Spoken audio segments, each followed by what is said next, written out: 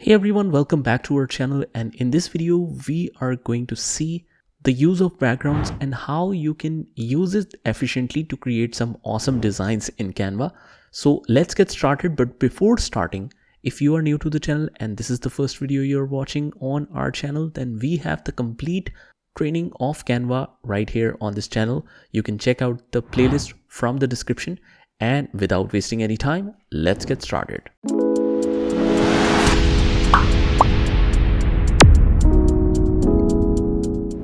In this lesson, we are going to talk about the backgrounds that you can find right here. If you're in the template editing screen, which you can find by clicking on create a design, and you can click on presentation that I clicked, and then you will come across this blank page. From here on the bottom left corner, you will find the backgrounds. But before discussing the backgrounds, actually let's go through the elements and some of their options. If you remember, we have gone through in detail with the grids. If you want to add a grid in the blank canvas, you can just click on it and it will be filled in the whole area. And then you can customize the size of it, right? And then if you want to click and drag a photo in this area, it will automatically fit in once you drag and drop it.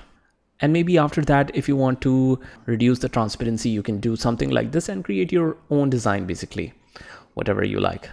And then basically you will add a new page, and that new page will be completely blank. But backgrounds doesn't work this way. First of all, we will delete this designing page and we have the blank page again. Now, one thing that I forgot to tell you is that once you, let me just Control Z, and let's see, this is our image that we have inserted in a grid. So let's see, if I want to get rid of this image, if I click on delete, you have the option to delete an image or delete a grid. If we click on delete image, we have to delete the grid separately. But if we delete on the grid, all of the stuff will be removed immediately. And you will find this option on the canvas right here.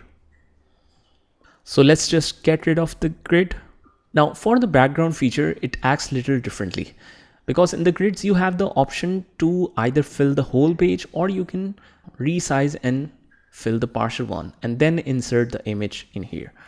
But because background are meant to fill the whole canvas by default, once you click on any background, it will be filled completely and there is no option to resize it or reduce the size of it. And also when you insert a new page, so basically let's see some of the options that we have in the backgrounds. We have all these different cool designs. For example, if I select this one, if I double click, you have the option to move up or down. Similarly for this, you have the option to either move up or down, but basically you cannot resize it lower than the size of the canvas. And once, if I need a new page, I can insert it from here, add a page. And once you need a good new page, you can simply click on add page, and basically you can simply duplicate the page. And then you can click on these three dots. If you want to follow this background through all pages, let's duplicate the page. And again, whenever you insert any image, any background or any element, once it is in the canvas, you will always get this edit image option on this position, and you can apply different filters to it. You can adjust the brightness, saturation, whatever you want basically.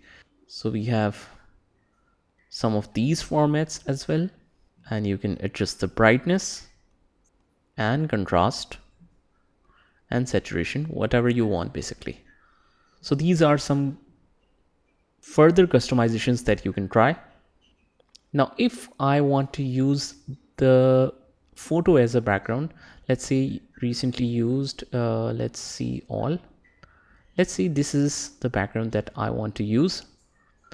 If I drag and drop it, it's gonna snap in the whole area when we click on the corner. And again, now it is set as a background. If you want it to be not snap to the corner but as a picture, you can just keep it to the center. Don't go around the corners, so it will not snap the whole page.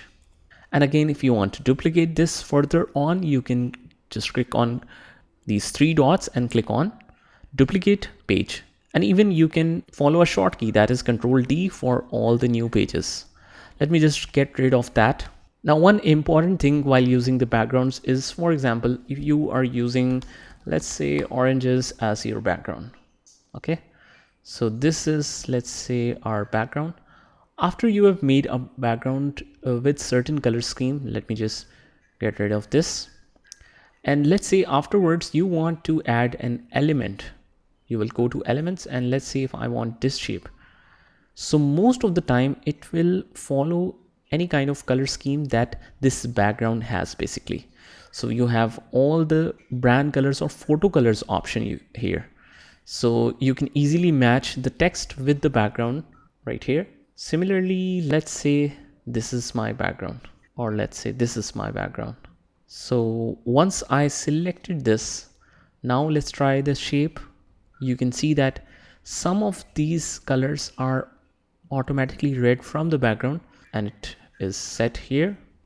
And again, if I want to click on this colors, you can see all the photo colors used in the background. So it's basically very easy to create the post this way, since it automatically suggests different color used. And then of course you will add your text and you will create it in a particular way. Let's say this one. So as you can see that since the element is already following this color scheme, once I inserted text, it is starting to adopt a professional look. So these are just small tools that you need to learn in order to smartly handle the future projects that we will discuss here. So that's how you can work with backgrounds in Canva. So that's it. I hope you liked the video, and if you did, hit the like button, subscribe to our channel, and turn on the notification bell so that you can get notified of all the future videos. This is Saad signing off from today's video. Take care.